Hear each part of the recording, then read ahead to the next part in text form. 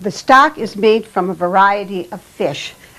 In Minnesota, our favorites are pike, northern pike, and Lake Superior whitefish. Many people, when it's available, will use buffalo. Today we're using the Lake Superior whitefish, northern pike, which sometimes is called pickerel, and walleye pike. We take the fish and have it filleted. And here's part of a fish. We've used the head, which is very important. Here's another head for you. We use all the bones. We use the fins. Here's a beautiful tail. And I will put all these in there. We cook the stock down for about a good hour before we put the fish balls in it to give it a good flavor. And we will put many vegetables in it. And here I have some beautiful little treasures for you from Lake Minnetonka, caught by my good friend Mike Gold, some beautiful sunfish. And we especially like sunfish because it's very sweet and it gives the fish a very good sweet flavor. Now we'll bring that to a boil, put it up on high, and when it comes to a boil, I'm going to cover it with just a little more water. I'm going to cover it with just a little more water. You must cover the fish completely. And it takes about 2 quarts to the 3 pounds of fish trimmings. We'll let that come to a boil and then we skim it. And then we add vegetables to it. And let me show you the vegetables that we're going to use.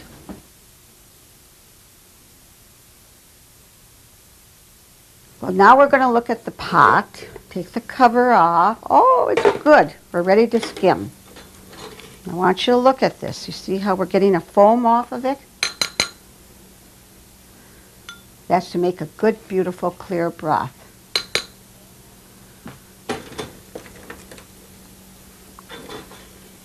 Sometimes we have to adjust the stove so we get it all.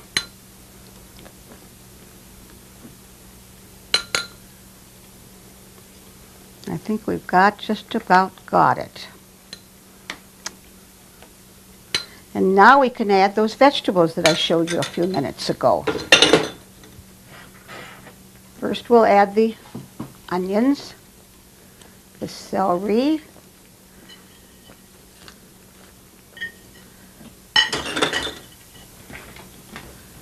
the leeks, the carrots,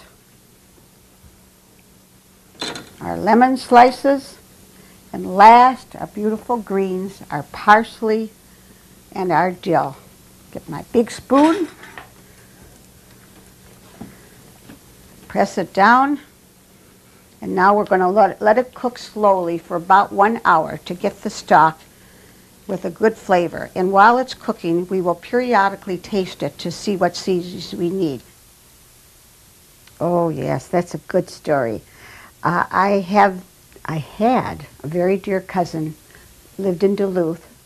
Her name was Sophie Polinsky Garber. Sophie was a great cook and well known in Duluth for her cooking. And she specialized in fish from Lake Superior, which was right where they were, and it was available to them every single day.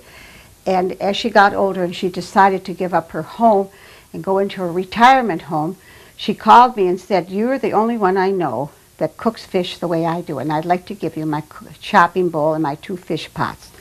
And this fish pot, well, I would say it's between 80 and 90 years old now. And what's interesting about the fish pot, if you could see, it has a gauge in the top that lets the steam out. And that's very important when you're cooking fish, so that it has a slow rolling boil. I'd like to show you at this time too the other gift that she gave me, and that's her old-fashioned wooden chopping bowl, which we will use shortly when we go into chopping the fish. Let's check and see how the fish is cooking. Oh, the stock looks great. Well, we're going to skim a little bit and check. Oh, it looks good. When I think of this and I think of the pot, I think of my life growing up in Hibbing, Minnesota. We had many ethnic groups, and the stock today brings to mind the little girls that lived across the street from me, Iva and Ona. They were Finnish, and their mother made wonderful Finnish fish balls, similar to what I'm going to make today. They made it with cod and with torsk, the things that were common to them.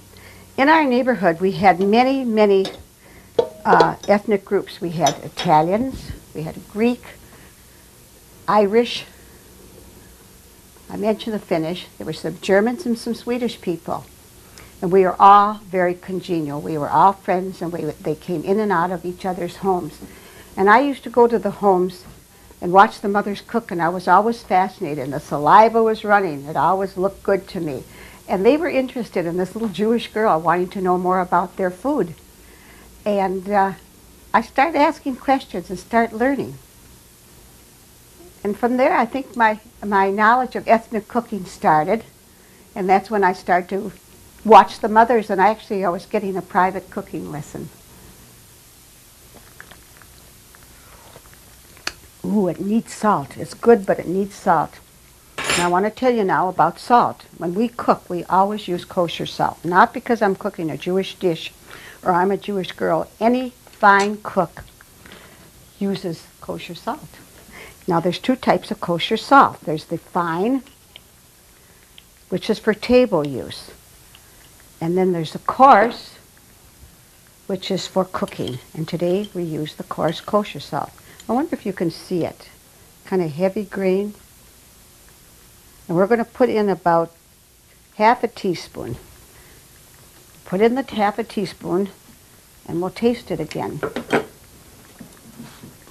Let it mix around, and we'll taste it again.